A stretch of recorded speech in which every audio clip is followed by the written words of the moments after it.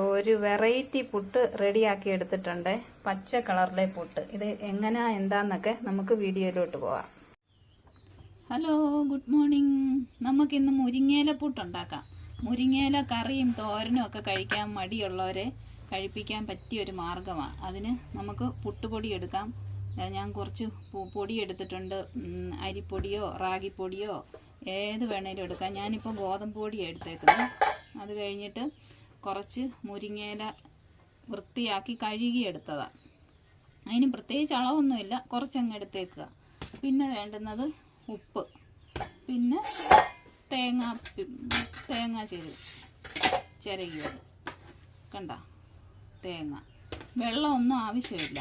അപ്പോൾ കുറച്ച് മുരിങ്ങയില ഈ പൊടിക്കകത്തോട്ടിട്ട് നമുക്കൊന്ന് മിക്സ് ചെയ്തെടുക്കാം. ഇങ്ങനെ ഒരു പിടി എടുത്തിട്ടുണ്ട്, അതിട്ടൊന്ന് മിക്സ് ചെയ്യാം.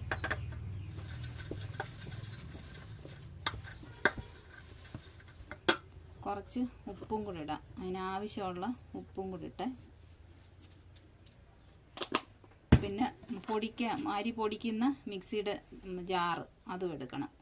ഇനി ഇത് നല്ലോണം ഒന്ന് മിക്സ് ചെയ്തെടുക്കാം. എന്നിട്ട് ഈ ജാറിനകത്തിട്ട് നല്ലോണം ഒന്ന് കറക്കിയെടുക്കാം. കറക്കിയല്ല, ശകലം പൊടിയുടെ പരുവാകുന്നവരെ നമുക്കത് ഒന്ന് അടിച്ചെടുക്കണം. ഇതേണ്ടപ്പോൾ നമ്മുടെ പുട്ടുപൊടി എല്ലാം ആക്കിയെടുത്തിട്ടുണ്ട്. ഇത് അടിക്കുന്നുണ്ടെങ്കിൽ അതിനകത്ത് വെള്ളം കുറവാണെന്നുണ്ടെങ്കിൽ ഇച്ചിരി കൂടെ ഇല ഇട്ട് കൊടുക്കാം. വെള്ളം തോന്നിയാൽ ഇച്ചിരി പൊടി ഇട്ട് കൊടുക്കാം. ഉണ്ടോ, വെള്ളത്തിൻ്റെ ഒന്നും ആവശ്യമില്ല. വെള്ളം നമ്മൾ പ്രത്യേകിച്ച് ഒഴിക്കുകയൊന്നും വേണ്ട. ഇനി ഇത് നമ്മൾ സാധാരണ പുട്ട് പുഴുങ്ങുന്ന പോലെ പുഴുങ്ങിയെടുക്കാം. പുട്ട് റെഡി കണ്ടോ. അപ്പോൾ ഇതിൻ്റെ കൂടെ എന്ത് കറി വേണമെങ്കിലും കൂട്ടി കഴിക്കാം.